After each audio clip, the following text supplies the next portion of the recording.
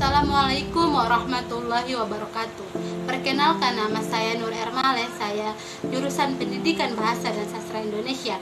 Di sini saya akan menjelaskan materi tentang jenis-jenis organisasi profesi dan ruang lingkup organisasi profesi. Jenis-jenis organisasi profesi. Ada berbagai macam jenis-jenis organisasi profesi. Yang pertama, Persatuan Guru Republik Indonesia atau PGRI. PGRI lahir pada tanggal 25 November tahun 1945 setelah 100 hari proklamasi kemerdekaan Indonesia.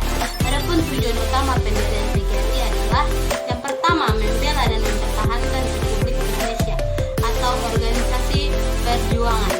Yang kedua, memajukan pendidikan seluruh rakyat berdasar kerakyatan atau organisasi profesi. Yang ketiga, membela dan memperjuangkan nasib buruh khususnya dan nasib buruh pada umumnya atau organisasi ketenaga kerjaan. Pada jenis kedua ada musyawarah guru mata pelajaran atau MGMP. Menurut Mangko Saputra, MGMP merupakan forum atau wadah profesional guru mata pelajaran yang berada pada suatu wilayah kabupaten, kota, kecamatan, sanggar, atau gugus sekolah. Adapun tujuan khusus MGMP yaitu yang pertama, memperluas wawasan dan pengetahuan guru mata pelajaran dalam upaya mewujudkan pembelajaran yang efektif dan efisien. Yang kedua, yaitu mengembangkan kultur kelas yang kondusif sebagai tempat proses pembelajaran yang menyenangkan, mengasyikkan, dan juga mencerdaskan siswa.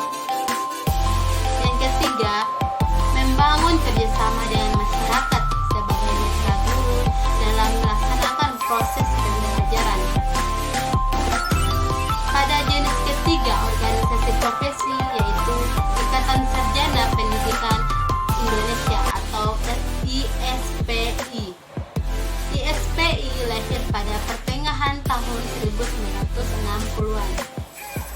Pada perjalanannya, SPI tergabung dalam Forum Organisasi Profesi Ilmiah atau FOPI yang terrealisasikan dalam bentuk himpunan-himpunan.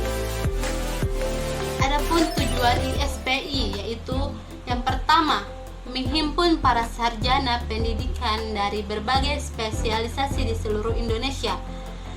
Yang kedua, meningkatkan sikap dan kemampuan profesional para anggotanya.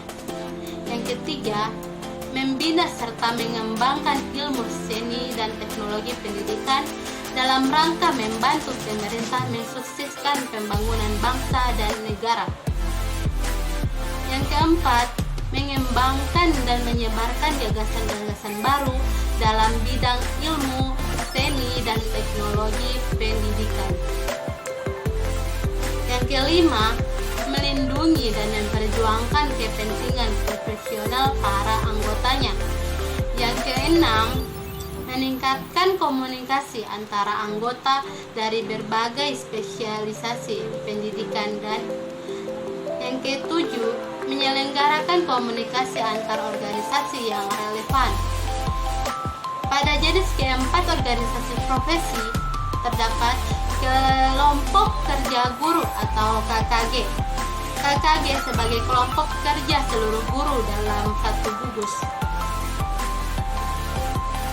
Adapun tujuan dari KKG yaitu yang pertama, memfasilitasi kegiatan yang dilakukan di pusat kegiatan guru dan berdasarkan masalah dan kesulitan yang dihadapi guru.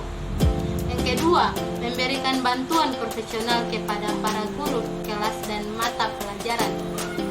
Yang ketiga, meningkatkan pemahaman, keilmuan, keterampilan, serta pengembangan sikap profesional berdasarkan kekeluargaan dan saling mengisi atau sharing. Yang keempat, meningkatkan pengelolaan proses pembelajaran yang aktif, kreatif, dan menyenangkan. Materi yang kedua ada ruang lingkup organisasi profesi. Berbagai macam ruang lingkup organisasi profesi. Yang pertama, bentuk dan corak organisasi profesi kependidikan. Ada 4 bentuk organisasi profesi keguruan. Yang pertama, berbentuk persatuan, antara lain di Australia, Singapura, dan Malaysia. Misalnya Australian Education Union. Yang kedua, berbentuk federasi, antara lain di India dan Bangladesh, misalnya All India Primary Teachers Federation. Yang ketiga, berbentuk aliansi, antara lain di Filipina seperti National Alliance of Teachers and College Workers. Yang keempat, berbentuk asosiasi seperti yang terdapat di kebanyakan negara, misalnya Brunei Malay Teachers Association di Brunei. Ruang lingkup yang kedua yaitu struktur dan kedudukan organisasi profesi keguruan.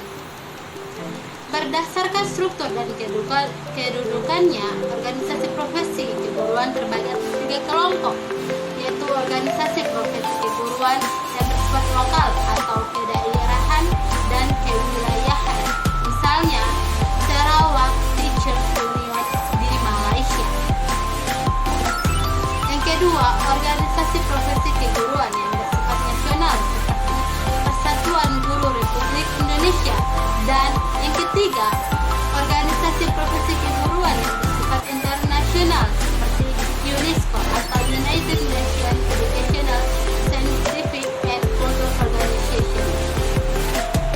Ruang lingkup yang ketiga yaitu keanggotaan organisasi profesi keguruan. Keanggotaan organisasi profesi kependidikan bersifat federasi cukup terbatas oleh pucuk organisasi yang berserikat saja. Pada ruang lingkup yang keempat yaitu program operasional organisasi profesi keguruan. Organisasi profesi ini lazimnya memiliki program operasional tertentu yang secara terencana dan pelaksanaannya harus dipertanggungjawabkan kepada para anggotanya melalui forum resmi seperti termaktub dalam anggaran dasar atau anggaran rumah tangga, atau bahkan hasil konversi anggota profesi kependidikan. Itulah penjelasan dari saya mengenai jenis-jenis organisasi profesi dan ruang lingkup organisasi profesi. Semoga bermanfaat untuk kalian semua. Sekian dari saya. Wassalamualaikum warahmatullahi wabarakatuh.